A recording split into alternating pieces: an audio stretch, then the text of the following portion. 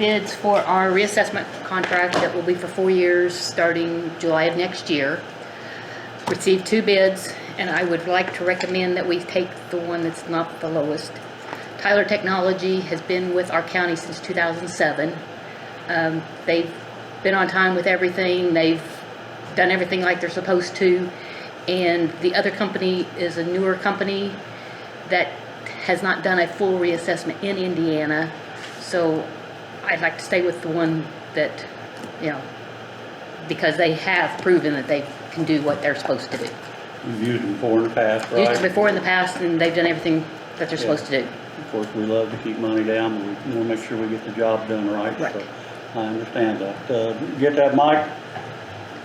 You get where she's at on that one? Yes, I'd have to agree with that. I know it's not always a cost-saving thing, as long as we're comfortable with the company, and I guess it might be due diligence maybe to let the other company know, hey, you weren't the lowest bidder, but we stayed with you because of past experience and customer service that they've provided. So maybe next time when they have a price increase, they might think differently about what they charge.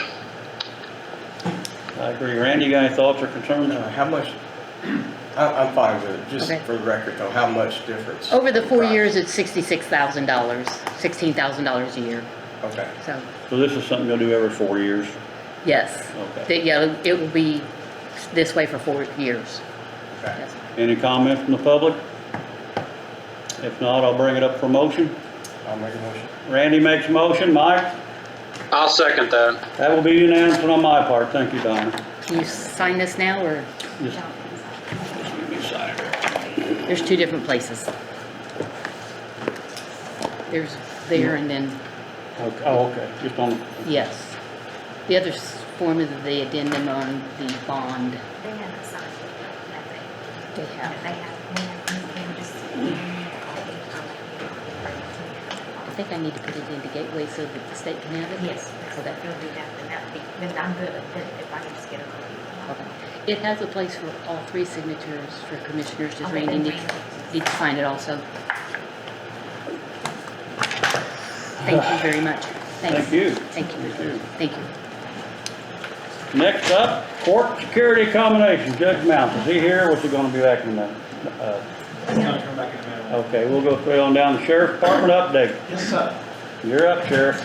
The only thing I've got is I'm just gonna check with our attorney and see if he has got the agreement completed that was for the cities of Austin and Scottsburg Thank you very much. for the $20,000 on the prisoners agreement.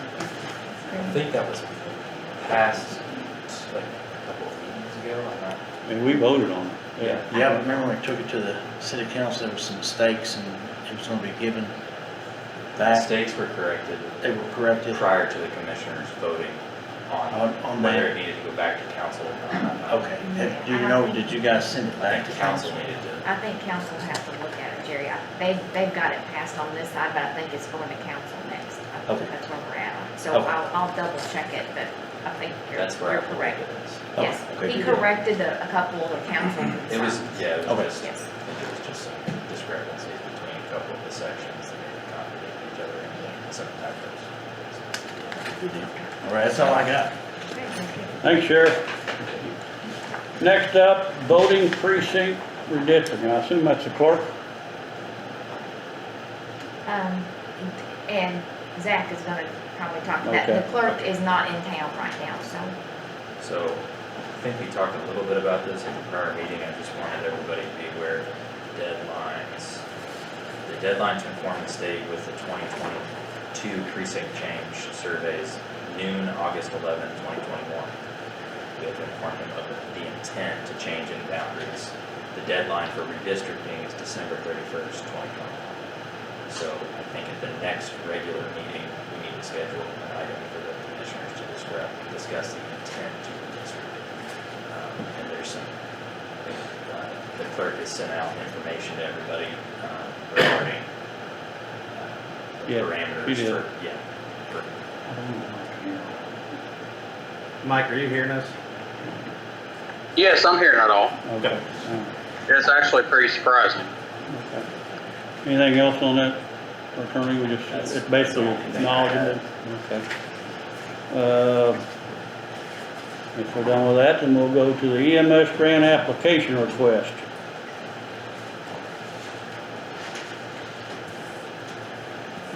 Three things for you.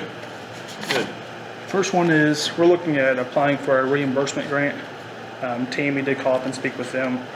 It's for where we're a Medicaid EMS provider for Medicaid patients. They have some relief money for us for like overtime wages. We did talk to them. The maximum amount that we can get back is $9,652.98. So we're looking at seeing if we can apply for that. And again, it's a reimbursement, so we don't have to match any of that money. They'll just reimburse us for the overtime expenses for COVID. That sounds like something, it's a win-win, it sounds like. It's not free money, it's coming from somewhere, but it's money that's coming back to our accounts, so. Any comments? I'll make a motion to approve the grant. I'll second that. And we'll make that unanimous, Kyle. There's that one, Mike. Oh, John. Yeah.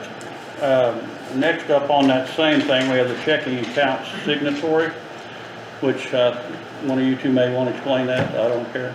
So we usually, when we get our reimbursements back from ambulance billing, they go to West Banco.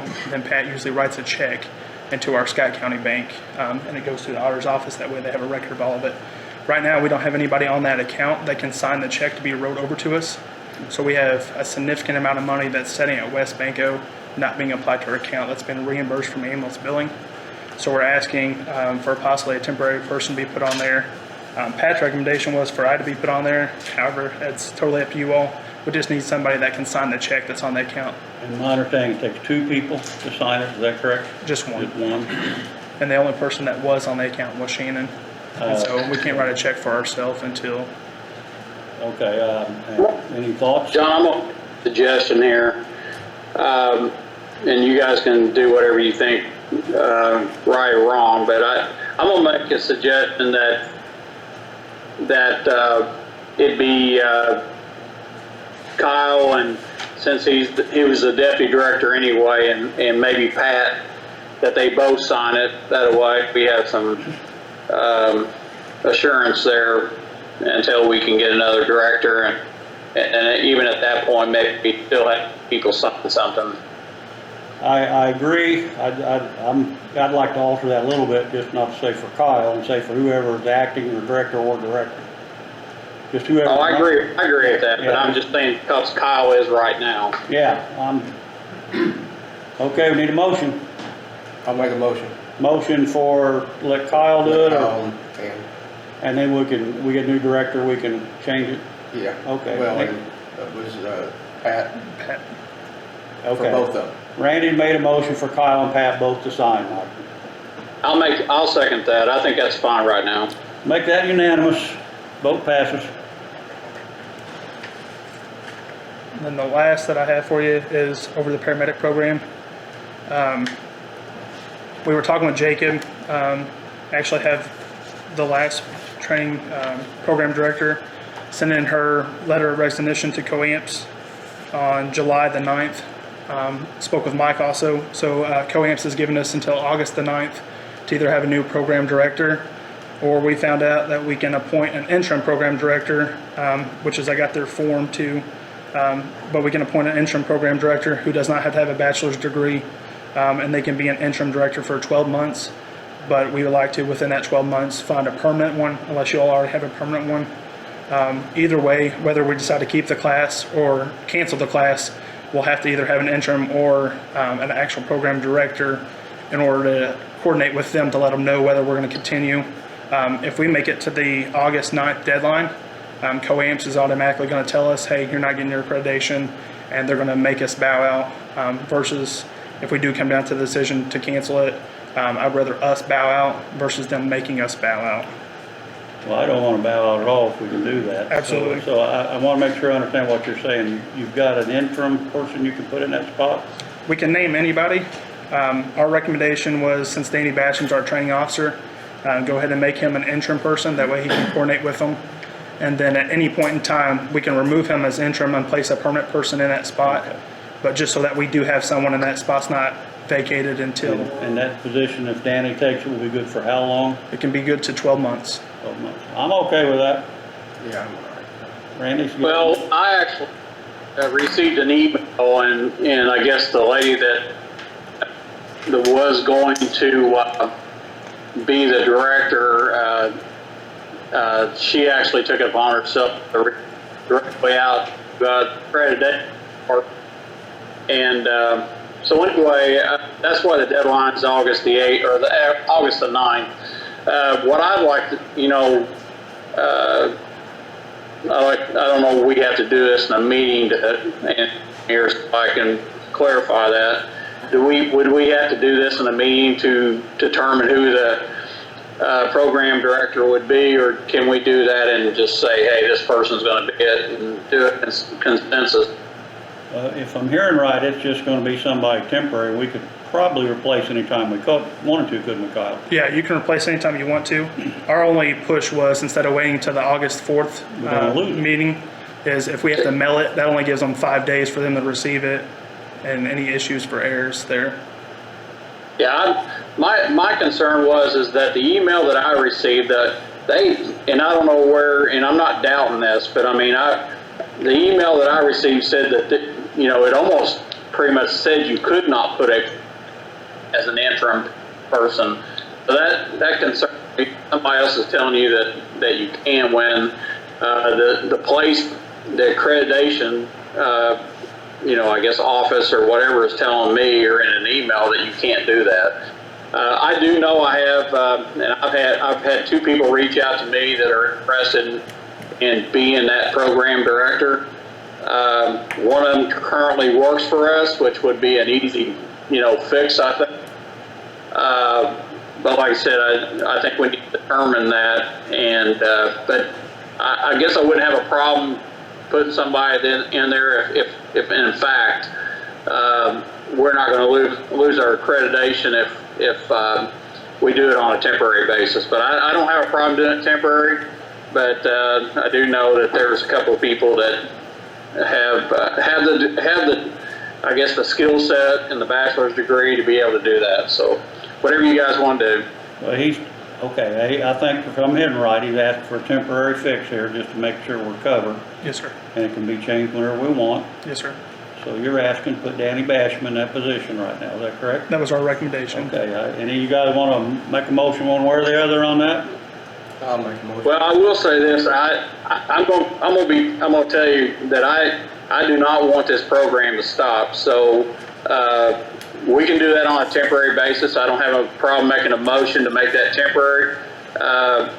And then, once we decide if one of these other 2 or whoever else, I mean, there might be other people that reach out and say that they're interested in being the program director as well. But I mean, I know we have a fix for it, immediately, but we need to discuss that, I guess, at further length. So I'll make a motion to make Danny the temporary program director until we can move this forward. Randy made the first motion, you want to second it, Mike? He I'll made the same second that. motion. I'll second it. Randy second. Okay, motion made by Mike, to make Danny Basham temporary director of Paramedic program. paramedic program, seconded by Randy, and I'll make that unanimous and then vote passes. Okay, thank you. Appreciate that. Thank you. The lead instructor appointment is not necessary. I just put it on there to remind you that you did appoint 2 people at the same meeting who are no longer here. So you eventually will need lead instructor once you start your paramedic Okay. situation back up again. So table, Fine. is one of my motion to table the lead instructor We'll appointment. need a motion to table the lead instructor appointment. Apparently, we've got some appointments to make, Mike. The people are no longer here for lead instructor appointments, and we need to table that and maybe bring it up in the next meeting. That's fine. Yeah, okay. Real quick, I know you got some chase vehicles. Yeah. What are we using right now for chase vehicles? And So- what vehicles have you got available? So right now we have the black truck that Shannon purchased, 2021. That's what I'm driving. We have another Chevy truck, 2500. That's what I've switched to our supervisors because we have the Kubota that has a patient compartment in the back. So it's either my vehicle or that vehicle. It's the only two that can tow that Kubota because the Durango doesn't have a tow package. Then we have a Durango, which is typically the two trucks go to the director, deputy director. Then that third truck has always been a chase vehicle for the supervisors because there's some days we only have two trucks and a chase. And so that chase person has been running out of the truck for now. And Danny Basham has been acting essentially as the deputy director and helping and responding in calls in the Durango. Okay, so, do we need two vehicles to be able to tow the Kubota? Unless the director is available all the time, then if the director's not available all the time, then yes. If the director is not, then no. All right, I guess we're trying to figure out here whether or not, has Josh talked to you? Yeah, I've talked with Josh. Okay, Yeah. so we're trying to figure out, if the highway department can actually have a full 3/4 ton truck, Gotcha. and we could get Kevin out of his go-kart and get him into Understood. Yes, sir. uh, My recommendation, if I could make a recommendation, that is instead of us just only having two response vehicles, because I believe it's actually in the job description that both the director and deputy director has a take-home vehicle. That would then leave our supervisors not having one if we have an odd man out. And so the supervisors usually would be the one that brings the Kubota, is that we at least replace the vehicle with something that has a tow package. And it doesn't have to be anything big or major, even like a 1500 the would tow pull it. package could be put on one of the Durangos. Durangos. Well, we only have one Durango and Okay. then two trucks. So even if we got another Durango and just put a tow package on it, that would work as well. Okay, so essentially you'd be losing the vehicle, We would. Yes, sir. and how would that negatively affect you? It would once we fill the director spot and the deputy director spot. Because where I'm kind of doing both right now, I'm driving only one vehicle. But if we have both those spots filled, you'd have the deputy director and the director having take-home vehicles, and then that leaves our supervisors without one. If they were one of the crews to get called out to be able to drive the Kubota, they would have to wait for us to come from home, wherever each of us live.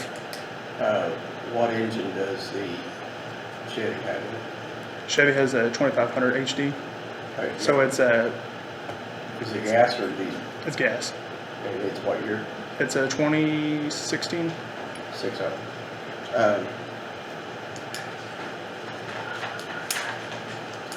Is your go-kart that you're driving, how many miles I have on it? 40,000. Uh, It does have a tow package. It does have a tow package on it. Could we switch the vehicles around? I mean, that will help Josh immediately. If they're all willing to switch around and work everybody out and use existing vehicles, I'm okay with it. As long as they're all working together and happy with it.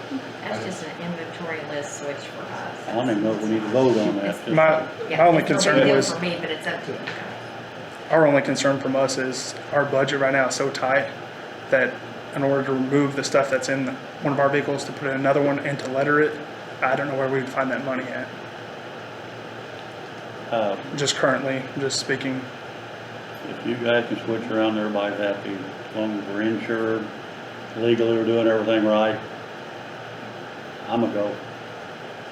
I just don't want more vehicles. Right, but Yeah. being a chaser, to me, it doesn't make sense to have 3/4 tons. Absolutely. Yeah, County understood. highway needs Mike? 3/4 tons. You there, Mike? Yeah. He may have just turned his camera off. It's strict reading. Looks like he's still connected somewhere. Yeah, we'll give him a minute. We'll let our magician here get it worked on. Well, anyway, is that something we need to vote on? It's just just changing county assets within two Yeah. departments. I don't think the commissioners would necessarily. It's basically switching between the maintenance, the EMS, and the highway. If there's a cost, but I don't, not that I'm okay. Yeah. If you're willing, you guys work that out between you, I'm okay. we might just wanna make sure we get the inventory moved around to Tammy on which vehicle is with which department. Correct? Just Yeah. notify me when you guys make the switch. Make the change. So Mike I'm said good he on had to leave the call. How many miles does the Chevy have? What we got down here? Like 30,000, something like that. I'm okay with it. You guys work that out.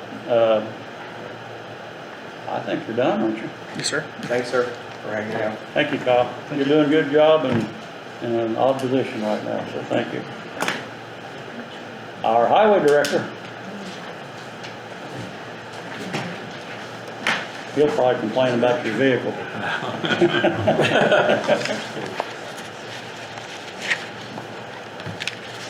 More paperwork.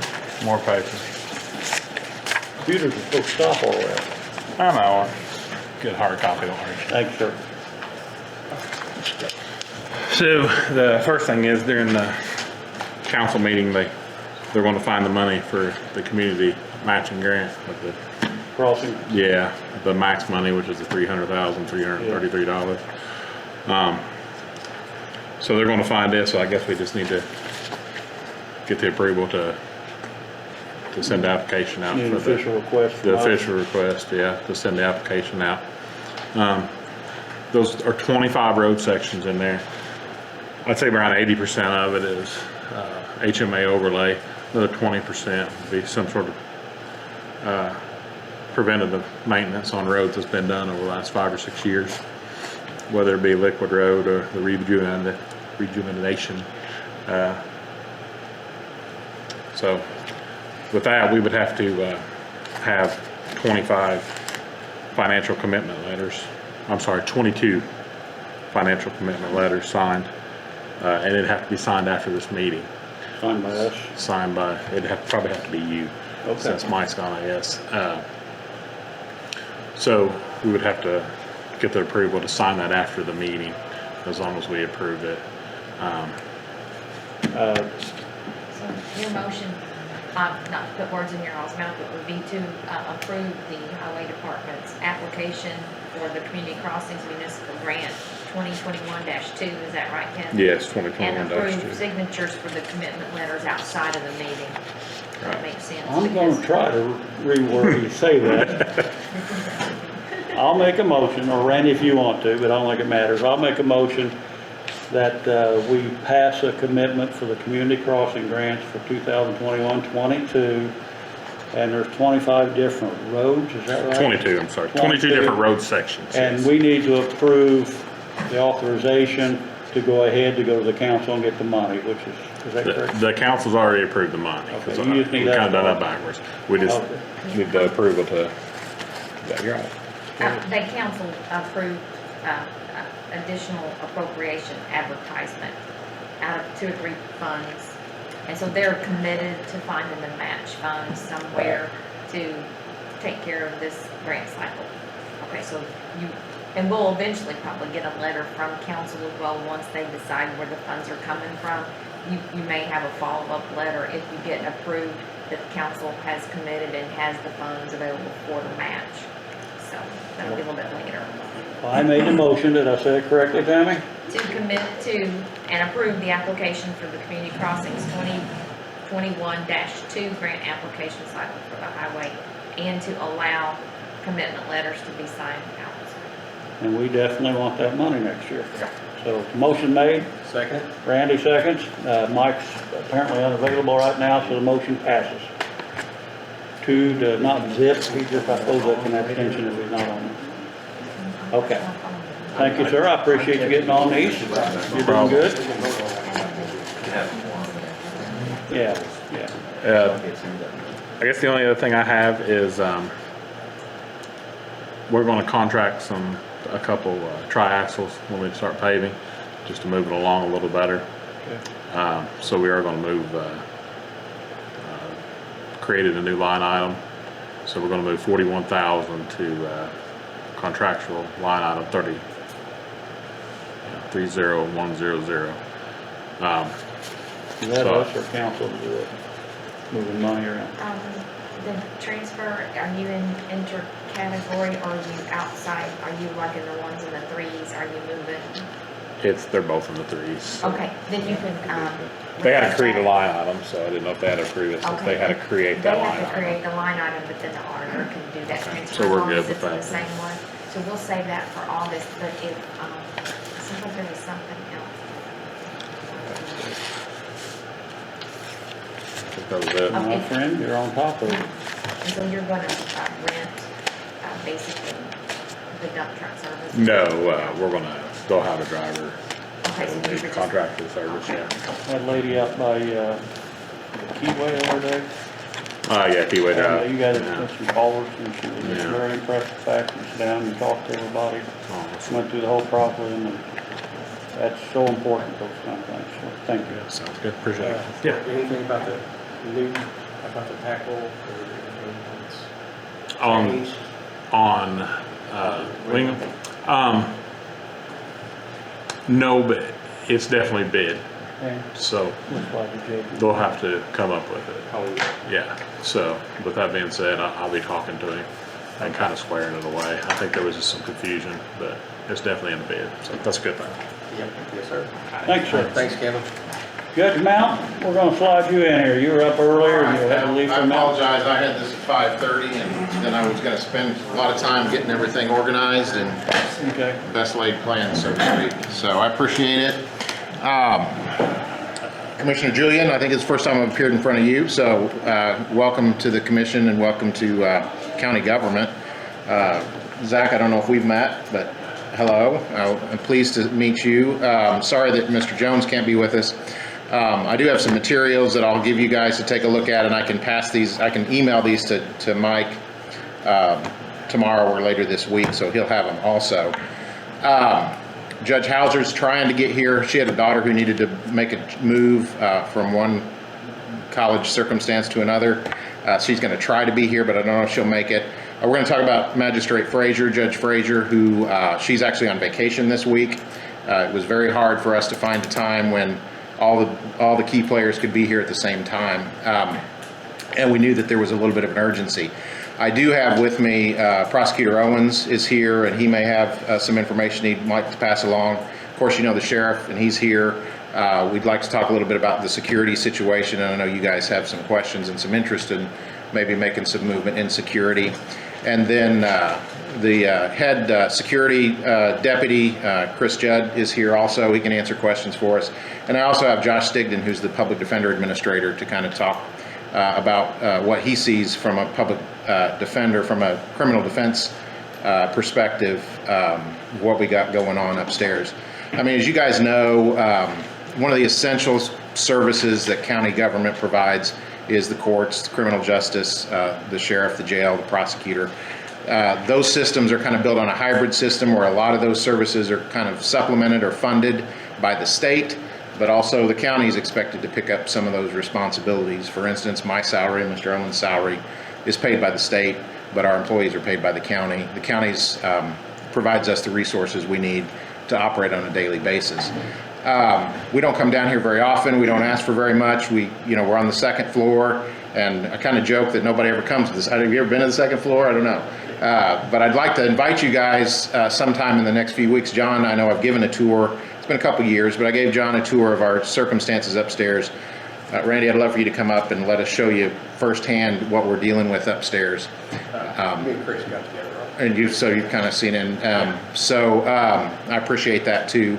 I think I was out of town when you did that, so I know you did take that step. But at any rate, we're reaching a critical situation. It's a crisis almost, and it's going to get worse, not better. So we want to talk about some of those things and at least start getting the wheels moving in the right direction. We lived in a different world 18 months ago, and that's when we kind of got started on some of these, talking about maybe some possible renovations, including the security and including court accommodations. And then when we got hit with the pandemic, our focus, your focus, everybody's focus has been on just keeping the doors open.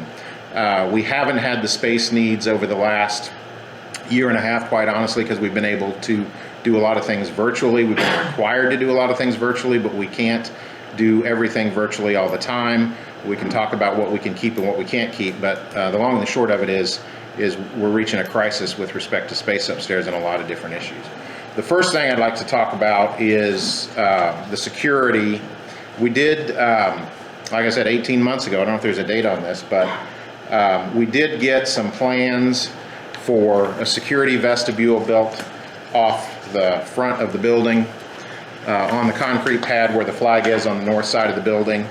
There's a lot of reasons why that makes sense. I don't want to belabor you guys with kind of the obstacles we face with security as it is, and Chris and Jerry can tell us a little bit about that too, but having one entrance for entrance and exit, you know, we have to, it's difficult to get people in it, particularly in pandemic circumstances. Ideally, we needed to have two separate entrances. We never got that done. An entrance and an exit. We never got that done. I know we're not going to have pandemic forever, but it creates a bottleneck at the door. As everybody knows, I think the ramp is a problem. So ADA access is a problem. I think the handicap parking spots are on the right now. We could move those easily, but right now they're on the north side, and the door's on the east side. So changing the security entrance, giving those guys a little bit more space, making it so we have an entrance and an exit that are separated so we don't have to wait.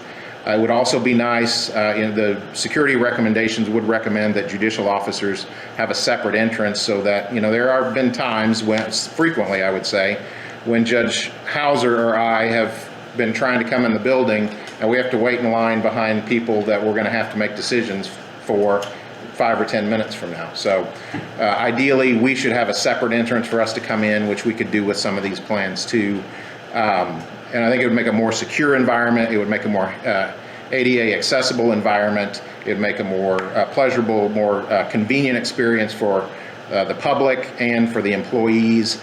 And again, as you guys know, is the space situation out here is that right now it'd be great if we could have an X-ray machine. We don't have the space for it. But paying for it's one thing, but we don't have the space for it either. So, but with respect to the plans, they did give us 4 different plans, and I really think, you know, I hate to say I'm jumping to the most expensive conclusion, but I do think in the long run, option 4 gives us the most space. It would be the cheapest for the square footage, per square foot. It would wind up being cheapest, but it is the most expensive option. They gave us a ballpark of $128,000 to do that, which that was 2 years ago, so I'm not sure if that number has changed. Obviously, we could make some changes or recommendations to that plan, but essentially that plan would call for building out with similar in architecture to what we have now, so it would blend in with the building, basically taking up that oval concrete pad that's out there now,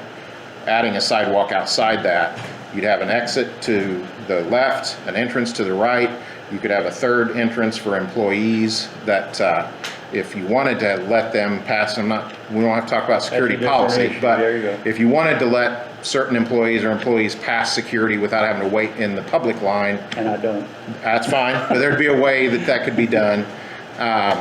So all those kind of options, but the biggest problem that these guys face right now is everybody trying to come and go from the same entrance, people having to wait to get in when we do, and we've been fortunate over the last year and a half. I want everybody to kind of remember what it was like, not over the last year and a half, but what it was like in 2014, 2015, 2016, when we have 100 people trying to get in here at 9 o'clock in the morning. This would give you room for your X-ray machine. It would give you room for the X-ray Is that machine, what you right? call an X-ray? Well, I think so. So, What style roof would this have? we can get the architect here to, I don't know those specific questions, and those are options we could discuss with them. And I'm not asking for you guys to approve by all means. We're not No, any. I'm just curious. I'm just trying to get the ball rolling. And I know that, I know we're thinking about standing seam, so it's. yeah.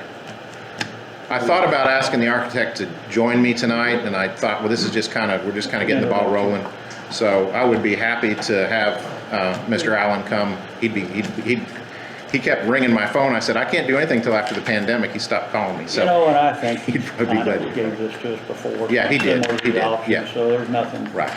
Yeah, you're good. So if you guys would like for me to invite Mr. Allen and his associates back to answer those specific kind of questions, to talk about any changes we might want to make and to move that way, we could talk about that. But if you have any questions, but I don't know if Sheriff or Deputy Judd, if you have anything you want to add for the kind kind of the hardships we face or the conveniences or the gains we'd have? Yeah, it's a no-brainer, you know what I'm saying, actually, you know, the judge has already said everything. Obviously, option 4, you know what I'm saying, you can look at it, it's the best option, just because it makes more room. And the only thing in option 4 that we would, you know what I'm saying, obviously would like to change is the entry and the exit. And that is that dividing wall between the entry and the exit would need to be some type of a glass see-through, because we wouldn't want somebody sneaking in the exit. Sneaking in the side, exit, you know what yeah, I'm saying? yeah. When we couldn't see them, that was really there. And I did want to ask the judge, and we didn't really have a chance to talk before we got today. Yep. The plans upstairs would require, you know what I'm saying, like we talked about the holding facility upstairs. That's step 2, we'll talk about that in just a minute, yeah. Now, I think, Sheriff, with respect to that partition, I mean, that wouldn't necessarily even have to be a wall. I might even recommend, when you're gonna have security personnel out there, you could just do it with a rope line and separate, and just make sure people know which way to go. We don't need a Right. wall, I mean, save a little bit of money, whatever we do. Well, whichever way we go, I Yeah. wanna do something here, Right. because I've never liked what we did now, but Yeah. we're doing what we do now Yeah. because of necessity at the Right. moment. So Yeah, no, and I appreciate having the security we have, and again, you know, it's easy for us to say this, and it's working, but right now, we're real close to being back to normal, and normal is 100 people trying to get through that door at 9 o'clock. I will say I think it's probably most difficult on the assessor. Yeah, Because right, he has yeah. to listen to all the Everybody people right in out the there, hallway yeah. and all that, so. Get it out there, separate from everybody. And they've been more very secure. nice about Mhm. putting up with the Right. situation.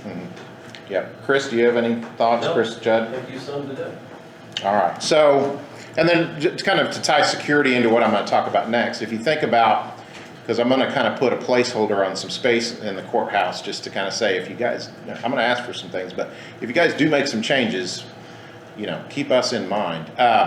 If you think about right now the experience of a Scott County veteran wanting to come to Veterans Affairs, what do they gotta do? Well, assuming they're got a disability, they're gonna have to park here on the north side where the disability parking is. Then they gotta come across 50, 60 yards of sidewalk to get to the entrance over here, go up the ramp that's not ADA compliant, go through security, which we need in the courthouse, wouldn't necessarily need for Veterans Affairs, but if it's in the courthouse, we have to have it. They've got to go to the elevator. It's the slowest elevator in 6 counties, if you were trying to wait on an elevator. Right up the elevator and wait in the hallway to talk to somebody from Veterans Affairs. They don't have enough space. They are interested in moving. I know there's been some discussions about moving them either to the old health department or to the new location, but at any rate, that's some space there in the courthouse that everybody could benefit from reutilizing. And again, I don't want to belabor points that I don't need to belabor. I don't want to waste a lot of your time. This is the outline from, like I said, this has been 2 years we've been kind of on hold because of COVID, but this is the outline we put together in August of 2020 when we took a tour of courthouses. Now, in 2017, we asked for the commissioner and the council, the legislature, the Supreme Court, all had to approve our addition of a magistrate. And a magistrate's a full-time judicial officer. At the time we asked for that, Scott County was in the top 10 of need for a new judicial officer. There's statistics we run, and you know, as you understand, Clark County has now 6 judges. We have 2, and the magistrate. Clark County has more work than we do, but all judges are supposed to do about the same amount of work. That's why Clark County has more judges. Well, our 2 judges were doing the work of 3. We were in the top 10 in the state. Asked for a magistrate. The commissioners approved that. The council approved that. It took a legislative act and permission from the Supreme Court to get that done and recommendations. So we did get our magistrate, and Judge Frazier started on July 1st of 2020. So since July 1st of 2020, we've had 3 judicial officers and we've had 2 courtrooms.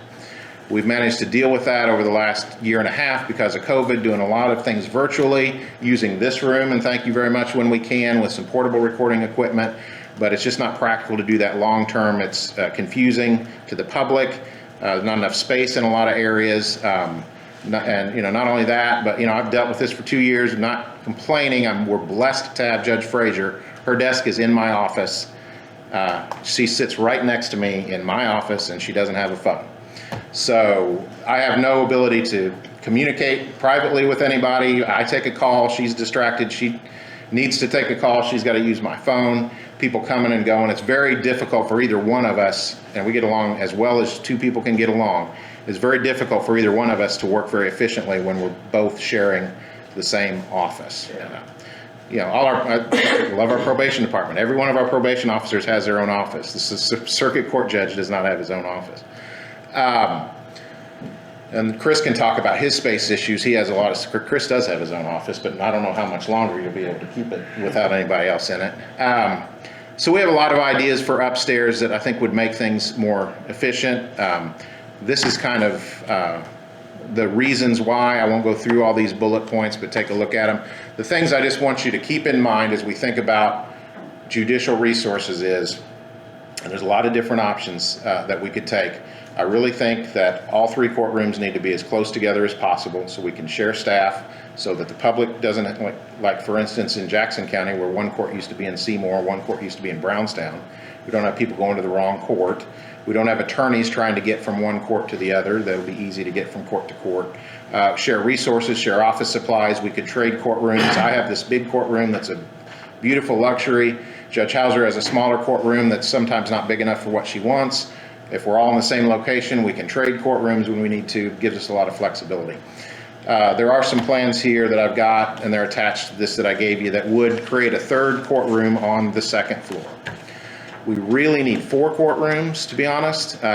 We have a lot of special judge work.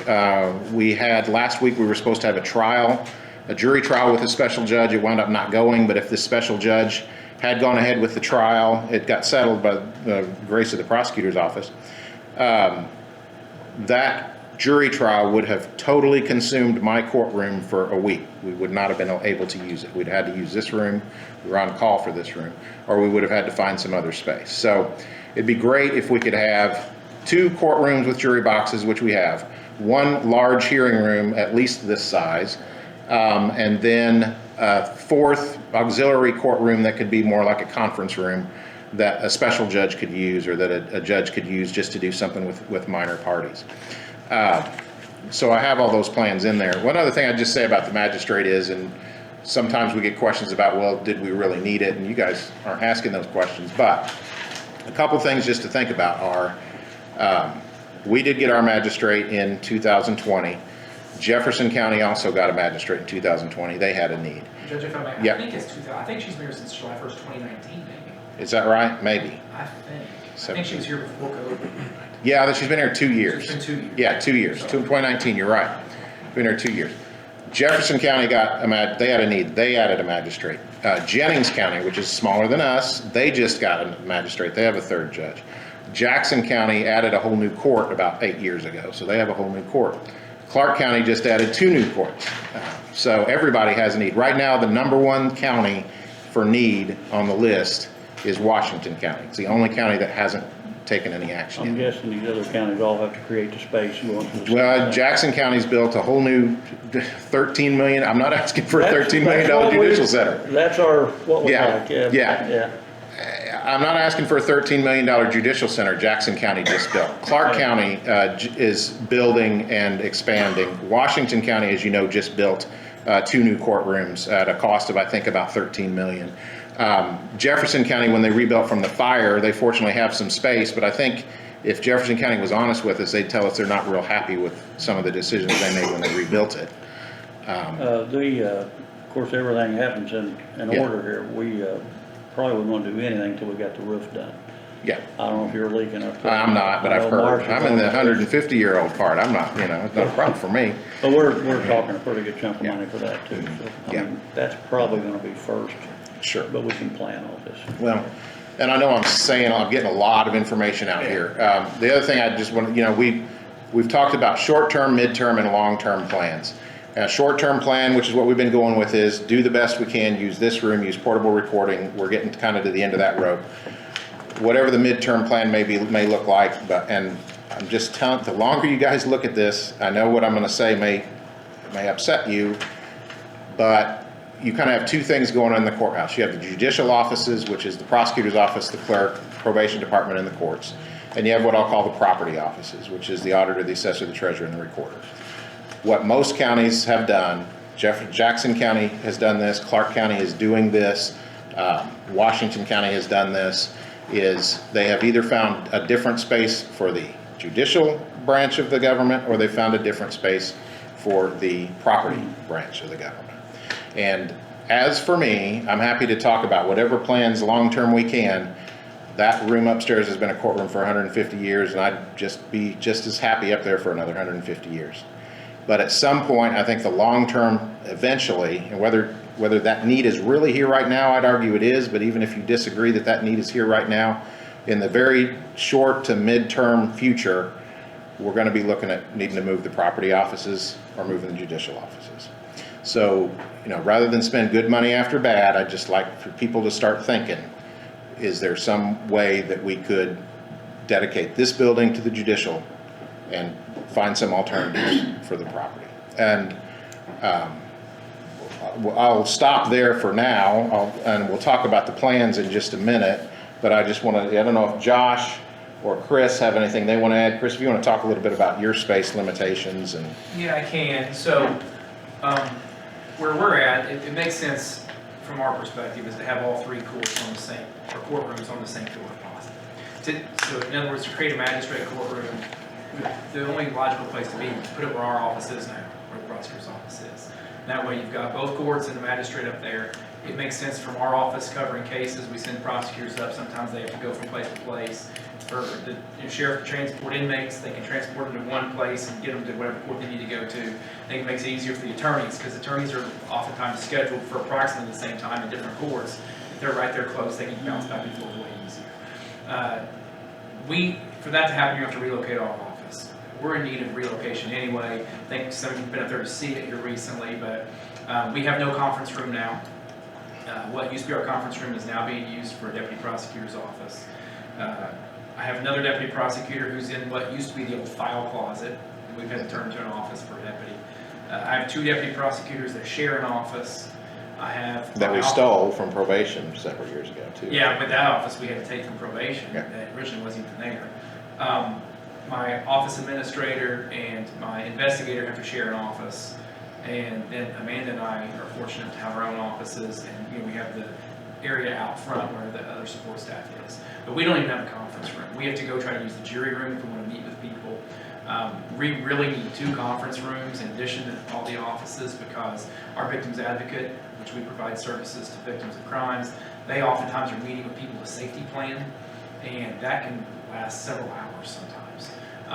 And so she needs a place to be meeting, and while that's going on, we may be meeting with witnesses or other attorneys or other victims, and we need a place to do that. So we're oftentimes now having to try to scramble and see if we can get this room to meet with people. So in addition to just needing your own more office space to house people, we definitely need a couple conference rooms as well. And again, I think the common sense approach would be to put that magistrate's courtroom up on the third floor and then relocate us somewhere. We're pretty flexible. We would like to be in the courthouse if at all possible, just again because it makes more sense for court coverage. Sometimes we get a call, we need to run up, somebody may have been late to court or had a wrong time, and if we're available, we'll try to run up there and make it convenient so we can handle their case and get them on the road without making them reschedule and come back. So it just makes sense to be right here where we can do that stuff. If we have to go up a floor or 2 floors, as opposed to have to walk a block or 2 blocks or across the street or whatever. So, well, and I will add to that. Josh may speak for himself, but I'll add that we want to revitalize the square. We want businesses on the square. Right now, what kind of businesses on the square? We've got 4 attorneys' offices around the square, right? Why are the attorneys' offices around the square? Because that's where the court is. And you want to talk, okay, let's move the court to John Jones. I mean, that doesn't make a lot of sense. So, anyway, but go ahead. That's true. We talk about, doing cases virtually, and from our office's perspective, it's been nice to be able to do that, but it's not as efficient as have people in person. If we're talking to a defense attorney and that criminal defendant is out there in the hallway, they're oftentimes going out to their client, coming back in, we're getting a case resolved right then and there. Now that a lot of this stuff's virtual and the defendants aren't coming in this building, we talk to the defense attorneys, Now they've got to go back to their office, try to talk to their client, send them an email, phone call, whatever, and now it makes cases linger on. So anytime we can get back to doing this stuff in person, as far as our office is concerned, that's better. And then a little bit on just to speak on the security aspect. I've said this in meetings before, I don't know if I've said it to you guys, but I had a case several years ago, as far as having like a separate entrance or exit for the judicial officers. I had a case several years ago where we sent a guy to prison for a pretty bad case of child abuse. And that hearing lasted into the evening, and when I went to leave, I was coming out to go down the doors. That person's father and uncle were in the hallway. The father is actually an attorney, not in this community, but a different community. And so, as I was trying to leave, the uncle actually came at me, pretty big guy, and started, how can you sleep at night? How did you do what you do? And was coming towards me to the point that I ended up dropping the bag. I had my work bag on my shoulder. I dropped my work bag, get close enough, I put my hands up and squared off. And the father, who's the attorney, actually grabbed the uncle and took him away, thankfully. And I was able to go in. Judge Duvall was the judge at the time. I was able to call Judge Duvall's cell phone and say, because he's the one with open sentencing, he set the sentence, and I was able to call him and say, listen, you don't want to leave your office right now. And he was able to call the sheriff's department, and they came over and cleared the courthouse before he could leave. So having that separate way to get out is I've had an experience where that would be beneficial. Well, I can see that. And I can too. We're early. We've talked Yeah, about it. I think sure. before we get into a roundhouse Yeah. discussion. No, this is just- and there's a lot of decisions to make Yeah. about it, and a lot of ways it can go. What I know and just so I can put a pin in it, I know we got this money coming. Let's please not spend all that money before we consider these needs. The second thing is, I know there's been a lot of talk about finding another space for Veterans Affairs, for probation, and for 4-H. If you ever, don't promise, and EMA. We haven't. Don't promise that space to anybody else before you talk to us, please. Because, I may or may not get what I think we need here eventually or right away. Maybe, like I said, I think sooner or later this county is going to have to find space for those two different kind of aspects of government. Maybe today's the day, maybe it isn't. But please don't give that space to anybody else without talking to us. Now, I know there's been some talk about moving probation. I'm not totally opposed to moving probation. If we do move probation, they do need to be within walking distance. I send people from court to probation on a regular basis. Probation officers spend a lot of time testifying. I really think it makes most sense to leave probation here, but if we make a decision to move probation, I'm not going to totally throw a fit about that, but I'm going to say I don't think that's the best way to go. If you look at these plans just real quick, and these are not, if you look at the first color page, which is page 4, I think this is what the layout upstairs is currently, give or take. It's not quite exactly right. You see that space where it says Family and Veterans Affairs behind the elevator? And that white spot behind the elevator is actually an access hallway that joins those two spaces. That Family is the 4D office, which is the child support office, which is one of Chris's administrations. He's got 2 girls over there. So right now, the probation is in 2 different locations in the building, and the prosecutor's office is in 2 different places in the building. So that adds to confusion. At any rate, if we found a different place for the prosecutor, we found a different place for Veterans Affairs, one thing I discussed with the sheriff is right now, well, we're not doing it right now, but when we bring inmates over, as former Sheriff Lisenby knows, we'll bring 14 or 15 inmates over in shackles and sit them in the jury box. Very hard to secure them. They can be very hard to control. It's hard to keep the public away from them. I would love to turn that blue family square into a holding area for inmates when the sheriff brings them over. He brings 13, 14, 15 people over. He puts them in that holding area. We need 1 or 2 of them at a time. They can shuttle them over directly into the courtrooms, whether it's courtroom 1, 2, or 3, one at a time. It'd also be nice to turn that Veterans Affairs area into a public defender office.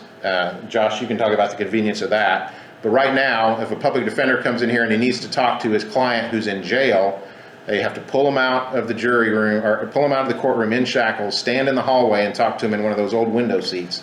They got no private space to do. Josh, you want to talk a little bit about the... Yeah, I mean, any of the courthouses we've formed, they have individual spaces. Jackson County and Washington County, both security was top of, I think, John, you went on a tour with us. Washington County Sheriff has their own holding cells behind basically behind the courthouse, or behind the the judges' benches essentially in a room that's secure. Jackson County has their own sally port, elevator to bring inmates, because that's where a lot of the concern will be, is the inmates and the issues that they have led to in the past or could potentially lead to, especially if we're back in person and we have a large number of inmates back in one place. And the other issue, and Judge hit on this, is this has happened quite a few times. We'll have a hearing in Superior Court. Well, you've got all 15 inmates in Circuit Court. Well, then you've got 2 jailers. So they got to split them up, and one jailer's got to go take 1 inmate to Superior Court, or come down here, and you've got 1 guy standing in there with 14 other people. It's concerning to everybody. And then when we as an attorney, we get an offer, we go talk to somebody, we're in the middle of the courtroom. We go over by the window as close as we can, but that big room and sound carriers, there is no privacy. There is no dedicated space that we can go to and speak with our clients.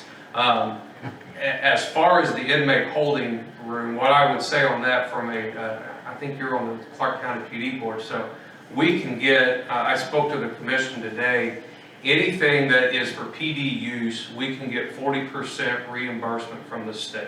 So every dollar the county would spend, 40% would be reimbursed by the state.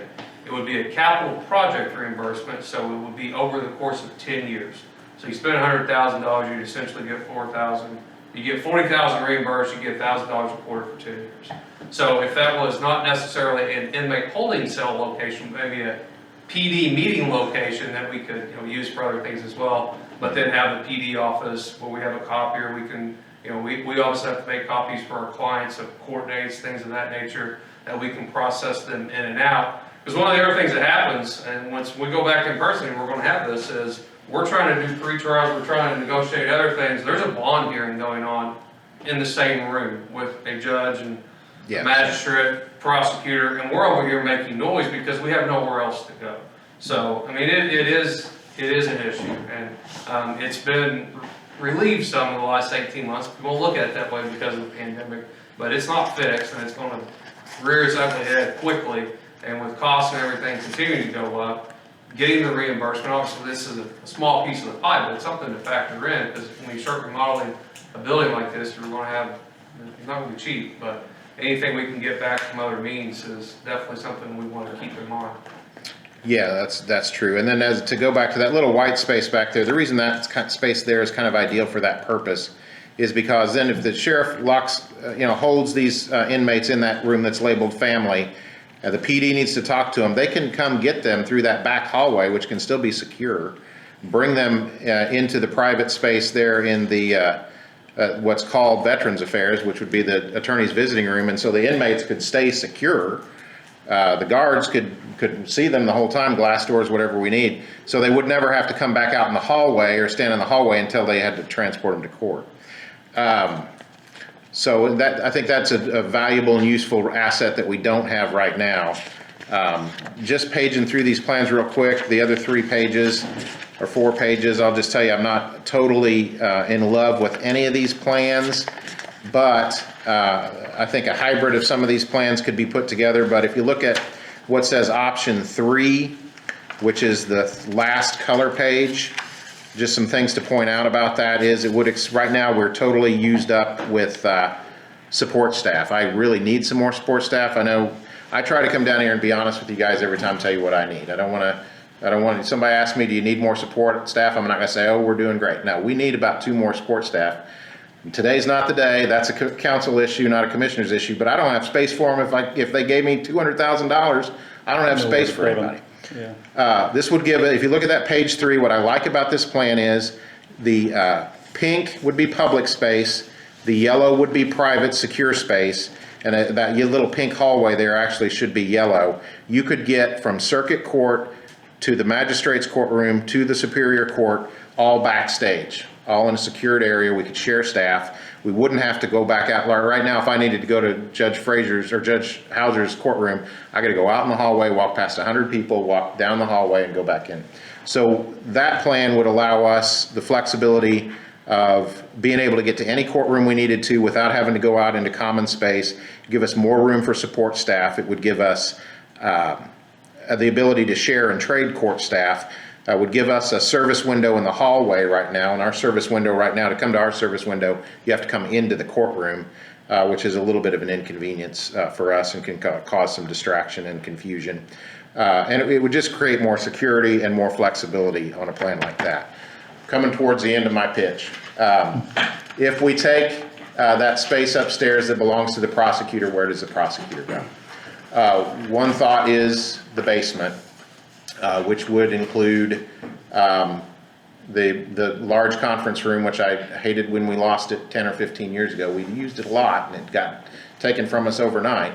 But the room that EMS is in now, where probation is now, which means we'd have to find a new place for probation, which would need to be within walking distance, and 4-H, and I know there's a lot of options for 4-H.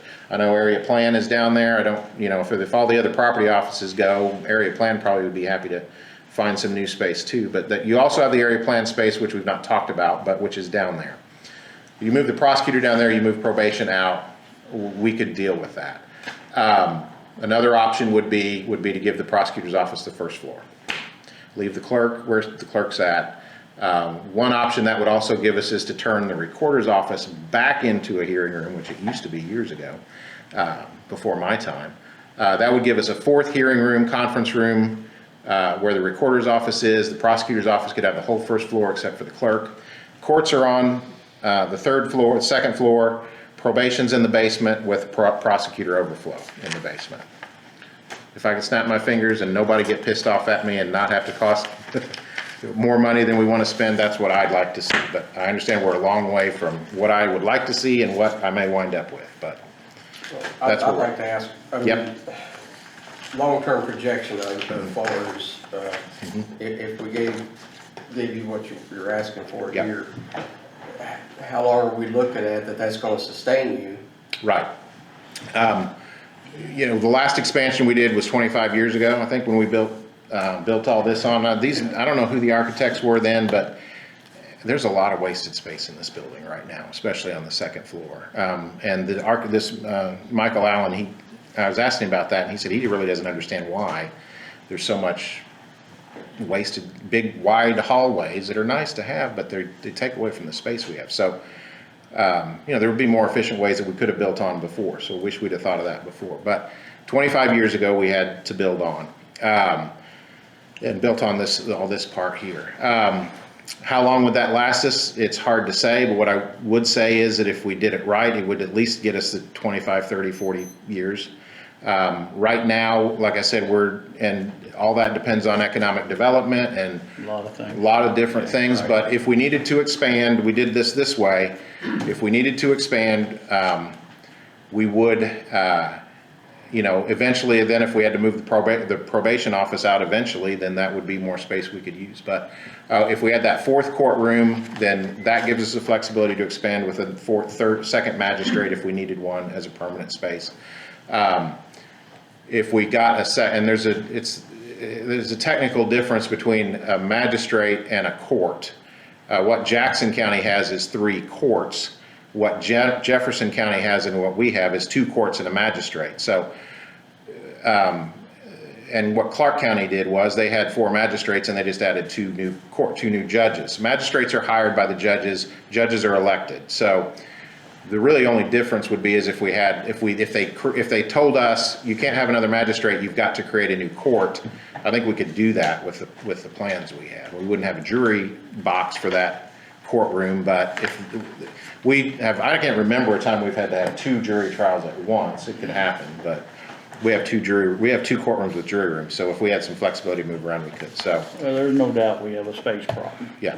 And what direction we want to go is something we've got to start. We had a little committee at one time. We did, and COVID kind of took us all off the rails. But it's coming. Yeah. We know that. It might be next year, might be 2 years, 3 years, but somewhere along the line, there's going to have to be something done with the courthouse and space. So.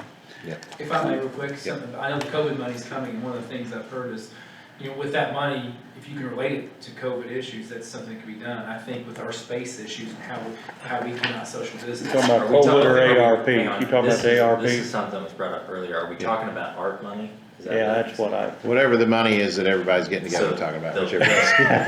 There's some pretty hefty restrictions on using it for infrastructure. Right. I saw some such infrastructure as long as social distancing, that kind of. I don't believe that that's So it's just something to think about. Yeah, it's mainly for servicing areas and, there's some things you can do in terms of like building broadband internet. It's for serving underserved areas that were affected more because they didn't have access to things. There's, some water and sewage things that you can address.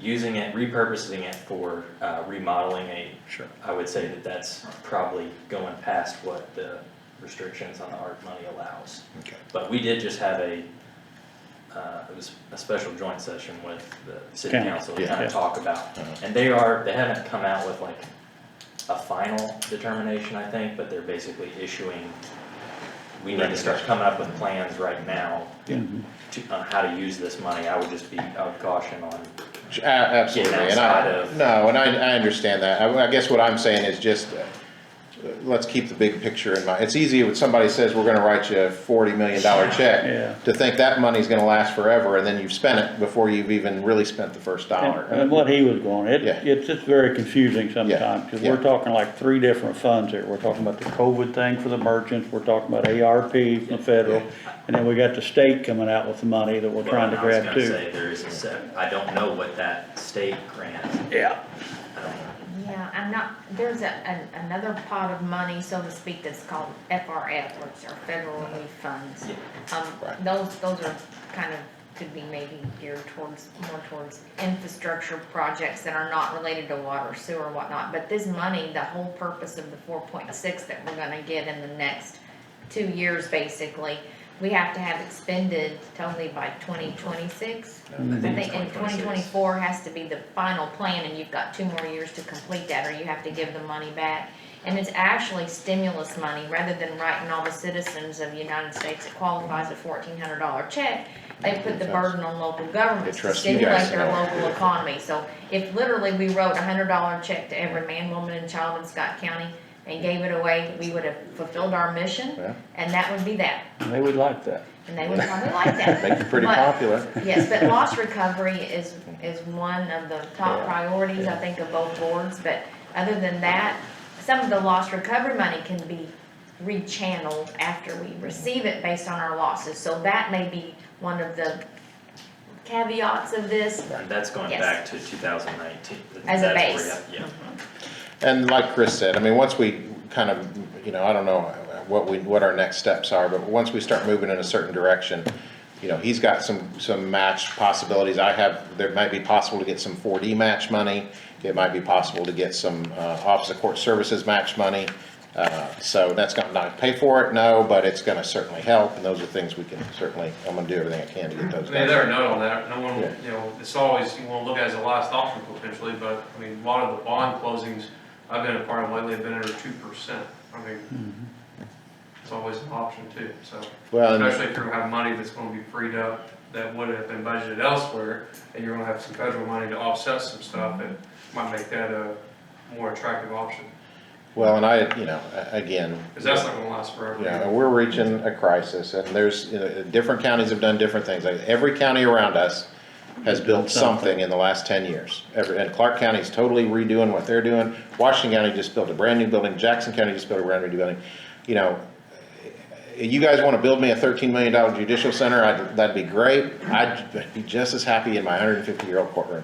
And it would be a 13 lot million. cheaper to move these administrative offices than it 13 would million when it was built. when it was built, that's right, yeah. It seems to me it would be a lot, John, again, like I said, I don't wanna make any enemies out of the auditor, the assessor, the treasurer, the recorder, but it seems to me it'd be a lot less expensive to find some space for them, with not the public load and the access that we have to have and the technology we have to use. Yeah. That's gonna change. Yeah. In no way do I wanna spend $13 million. No. But, Yeah. but I do wanna be careful and make sure that we add the room Right. that you need. I So- appreciate that. Because I do not want us to have to turn around, Yeah. even if I'm not in office, at Yeah. that point. I don't want to turn around and spend Well- this again. Right, and I appreciate 20 years from now. that. That's where I am too. One of the thoughts we had was, the easy thing to do, the midterm plan to do might be, let's find a place for EMA, let's put the magistrate down in the basement, that nice big room. That's great, but I don't think it's a permanent option. So we're gonna spend $350,000, $400,000 doing all that. And then in 4 years, I'm gonna be back here saying, that's not working anymore, so. Right. I got a feeling when it's all, Yeah, right, I got a feeling when it's all done, yeah. and we get to figure out what we're gonna do, we're all gonna have some heartache over the cost of it. Yeah. But I don't think we have any choices. I think We're we've to a gotta point. find the best, and this is just the beginning. So, what I'm here to tell you is I appreciate. Yeah, I don't need that, I don't need anything from you guys Well, I'm tonight. telling you, I appreciate you coming in tonight. Yeah. We've talked about it for a long time, and I think we gotta start the movement in that direction. I have some ideas, but just for the sake of not rambling on all night Yeah. long, I'll meet with you sometime, Yeah. and Randy can too, all of us. and- Yeah, if we wanna put a And we little can commission together, get whatever. together and Yeah. decide what's best and let, Right. we Like I all said, wanna do what's best for the. I can have the court architect come back at any time if you want, but, And the so, public, and, So- but I don't, it's just not gonna be no cheap thing. I don't see this is gonna be some $300,000 or $400,000 I project. think we're all gonna have to keep touching base on yeah, this. no, Yeah. sure. Frequently. I just wanna keep, and I know, you guys, John stopped me about 2 months ago, where are we on space? I'm like, it's still a problem, but we're putting out fires right now, so, and I understand that we've had all these emergency situations to deal with. I do just, at this point, I just ask, all I'm asking for is let's just keep the forward momentum. So if you guys have a next step for me, or for the sheriff, or for Mr. Owens, just, we'd love to have a next step, and even if the next step is, let's commit to meeting in the next 30 days, or. And this is a whatever. start, and I still think Yeah. we're talking probably a couple of year project here. Oh, yeah, To yeah, get us where we're absolutely. going, maybe Yeah. longer. Yeah. But we gotta start the steps, and you're doing Absolutely. that, so I appreciate you. And we also, I'll just throw this out real quick, cause sheriff's gotta be totally involved, because I have thoughts on security, I know he does too, so whatever we do, we wanna make sure our staff is Right. safe. Absolutely, and that's the other thing is if you move judicial, say to John Jones, then now the sheriff's having to transport Yeah, people across town. I'm There's no- okay with it, no- we'll see what happens. This is where the jail, this is where the jail is. We've just built this new jail, don't move me, but But like I it's said- easy for me to say move everybody else. But like I said, there is a roof coming on pretty soon, Yeah. so we'll take these steps and we're going in the right direction, so I appreciate you. Well, if you get, I know Mr. Jones wasn't here, I'm gonna email him these materials, I'm sure, is this being recorded? I'm sure he can watch it. So, you guys just let me know what you need from us, and if you want me to have Mr. Allen come in to the next meeting, or a meeting in August or September, I'd be happy. As far as security goes, or this, Okay. so, all right. Thank you very much. Yep. Does anybody that I brought with me have anything else they wanna add? I appreciate you guys I just coming. assume you all be quiet. Yeah, I know, well. Thank you. Nice to meet you. Stop up sometime. I will. All right, let's see. Where are we at here? Electronic attendance ordinance number 2021-015. I think I'll let our attorney talk on that.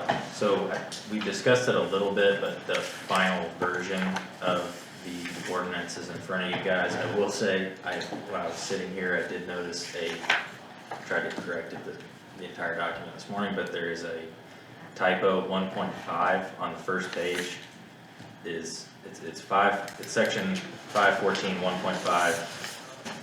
1.5, that second 1.5 in the two whereas sections, that should just be marked out. You talking about right here?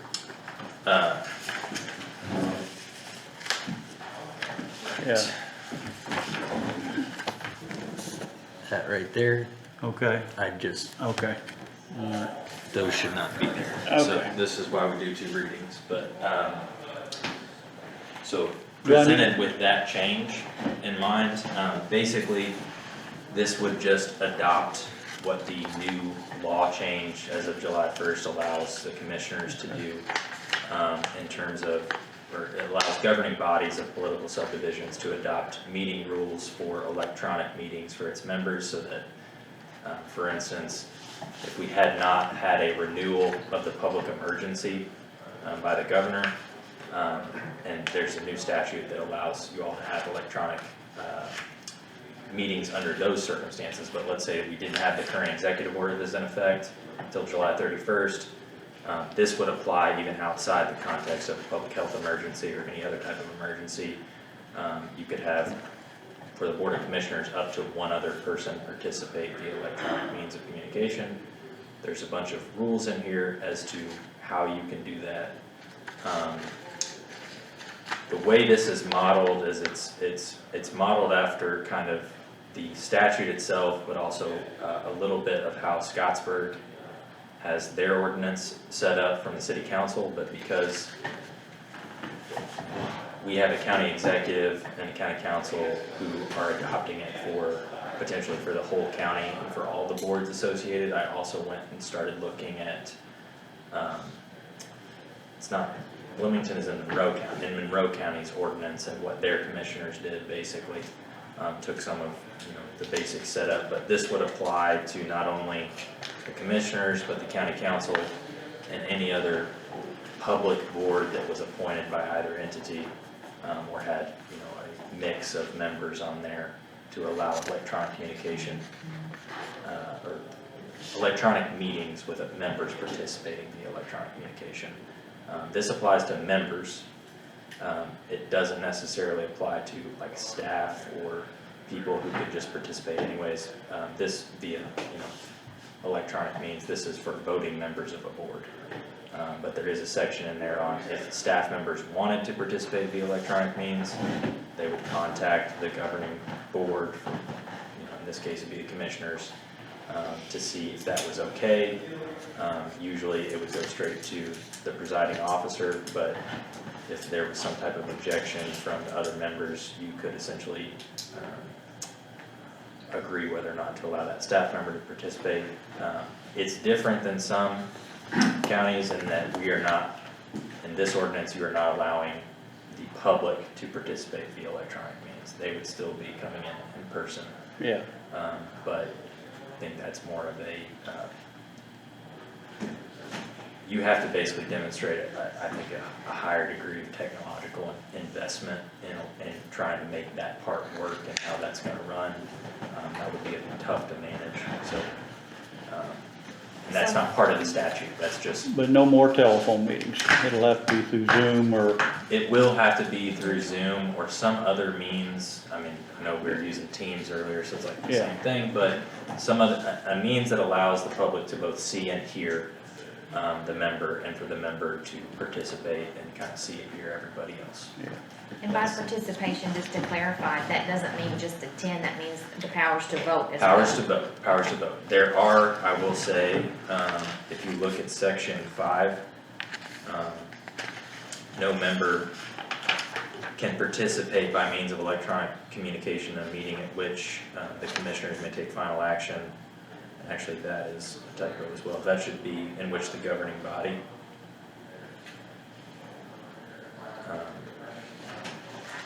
Because we're trying to make this applicable to all governing bodies. May take final action on, adopt a budget, make a reduction of personnel, initiate a referendum, impose or increase a fee, impose or increase a penalty, exercise any of the county's powers of eminent domain, or establish, impose, raise, or renew a tax. So if an issue is on the agenda for one of those items, you have to be here present. You might be on Zoom, but your vote won't count. Yes. Or or whatever, yeah. Yes, you will not be counted for the purpose of establishing a quorum or for voting. Okay. And so this is painted with a broad brush, so like, for example, the redevelopment commission, do they have to potentially entertain this ordinance as well to say we are going to adopt what the commissioners have allowed us to have the option for? Does each individual board need to entertain this at their next meeting? I would suggest that that's the best policy, but this comes, if you look at section 1, this comes with a recommendation from you guys for each of the governing bodies in Scott County to adopt their own policies that mirror these and that conform to their next meeting or earliest convenience. But for right now, this will cover. Now, do I have to read this? Or one of us have to read this to the public? This is our first hearing. This is the first hearing. I think we have a public hearing too, so. Yes, we're in the public hearing right now. So if anybody from the public wanted to Make speak on comments. this, yeah. So that being said, is there any public comments on what we're talking about here? Okay. Any other actions I need to take there? Nope. So we'll be bringing this up against the next county commissioner meeting? At the next county commissioners meeting will be the second and final reading. Okay. indicate in the minutes that we had the first public hearing and first reading, correct? Yes. And this stuff ends up in the newspaper, whatnot too, doesn't it? Then this, when it's public, it ends up, Tammy will take care of that. Okay. Anything else? And the only reason you couldn't do it in one meeting is because it's being passed as an ordinance. So you need Yeah. unanimous. It was kind of my, just, I guess, advice under the circumstances that because Mike couldn't be here, I think unanimous under the statute means all board members present, all voting in favor, so. So it takes a unanimous decision. To pass an ordinance in one meeting, Okay. yes. All right. I have a question. So on the new law also, on posting, that's why I thought that, because she asked if it's gonna be posted in the paper. Did the state pass the rule that said that the posting qualifies online, or does it has to be into a physical public paper deal? I believe posting's still required, you must send, I mean, it depends. There's some caveats because so you have to send notice of public meetings or executive sessions to local news agencies or any news agency really that requests notice prior to January 1st of that year of any meeting. You can post all your regular notices prior to January 1st for any regular meetings you're gonna have, but if you're gonna have special meetings or reschedule or reconvene meetings, you would have to send notice to all of those news agencies. Usually they give you, the county, a contact person. I don't, What about other official postings, like job postings, like ordinance postings, like money postings, transfer monies and all that kind of stuff? That would be qualified as the same? that's not under any of these that's not Okay. part of the, Okay. this is an open door. That's for different meetings. Yeah, this is a very specific subset section that deals with meeting requirements, not necessarily posting requirements. So that's what I was trying to get It's at. still probably under the open door, open record stuff, but this is a meetings section of the statute that is. But the only reason I was asking it was, as I was contacted by SA Sheriff's Association out of Indianapolis and saying that the legislators were going to pass a bill that said that you didn't have to send your postings to be posted in the actual newspaper, that they was going to say that as long as you posted it on like a website, like your official county website or whatever, then it would qualify for an official post. That was all. I don't know anything about that. If you'd like me to look at something If you could about whether confirm that's that, yeah. changed. I think that Tammy may have had knows. something to do with the lines of like council and additional appropriation advertisements and whatnot. So if you had that type of action, I'm not for sure how broad that scope was. Yeah, I was just kind of interested, Yeah, like foreclosures. I do, I've heard a little bit sheriff's about sales that. Okay, Yeah. I can look at that, that's kind of a separate issue, but I mean, I'm looking at the public notice of meetings requirement right now. It's exactly the same. I know our tax sale gentleman met with us just the last couple of weeks for the fall tax sale. And, they're still gonna advertise in the newspaper, and he didn't mention anything about not having the obligation to pay for an ad. So I think certain things are not included in that, they've only made allowances for particular items. But I know what you're talking about, cause that's been kind of some of the chatter recently. Okay, I can try and take a look at that. What, basically just need what the definition of public posting means nowadays to include, you know what I'm saying, sales and those stuff.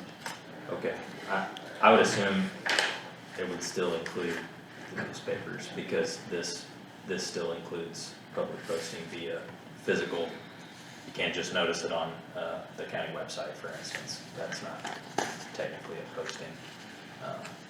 But I know that probably reaches more people, right? I know it's kind of, I'm not sure about that, but Well- yeah.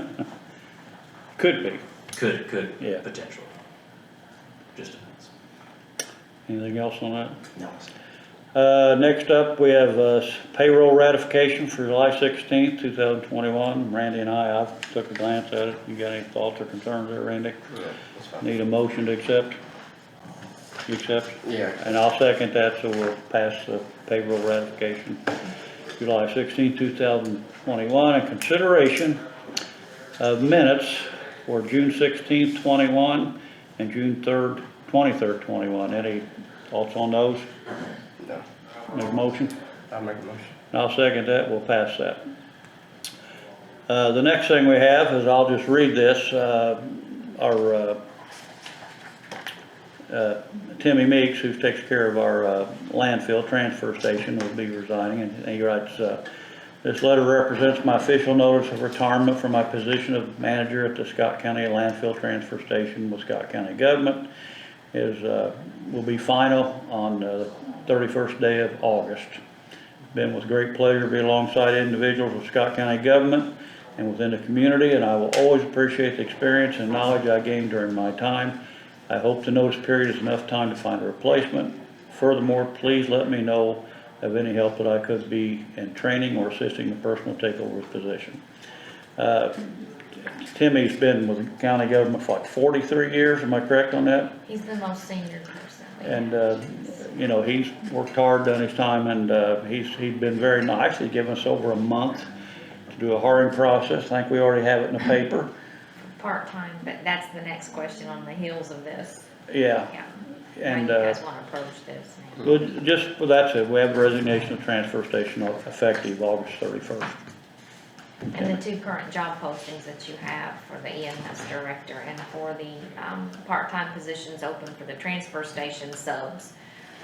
You know, obviously, I think from that point in time, if we've gotten any applications for that, you know, if we haven't gotten enough for you to make a decision about your part-timers, turning one of those into a full-timer, we can repost now that we have his notification for a full-time transfer station attendant, because obviously if somebody is looking for a full-time job, this changes the complexion of what we're looking for here, so. And I would like to add to this, we've had Steve Spicer out there working.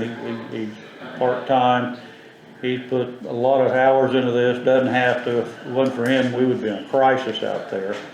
And as a matter of fact, I think we ran into some financial issues because he's wanting to do some mowing and whatnot. So he's been very generous to work with us to help us get through this. We don't want days where people can't have a place to take their trash. So that being said, this last one, I don't know, Tammy, military leave request? I've got them right here. It's similar to your FMLA, but if you've noticed lately, we've had an uptick in military deployments. We have some tours that a couple of our employees, I think this is the third one I've had in the past 2 weeks. So Okay. there's 2 in there tonight. Okay. Yeah, I see. I'm looking. The dates are on. And sometimes those are in the future. I think we've got one that'll be returning about the time. Sometimes they're just 2 weeks, sometimes they're. And I don't think we need to vote on. Do we need to vote on this You just because need it's to law? Make a motion to approve the military leaves presented. I'll make a motion. Hey, yeah, I'll second that motion. Our fellows serving in the military, I think it's law, but I think it's something we should do And we have regardless, to language, let them take care of their financial military obligations. we have language in the handbook, for Good. military leave, and part of it is covered with pay as well. Yeah, well, Randy made the motion, I'll second that, so that will make it unanimous.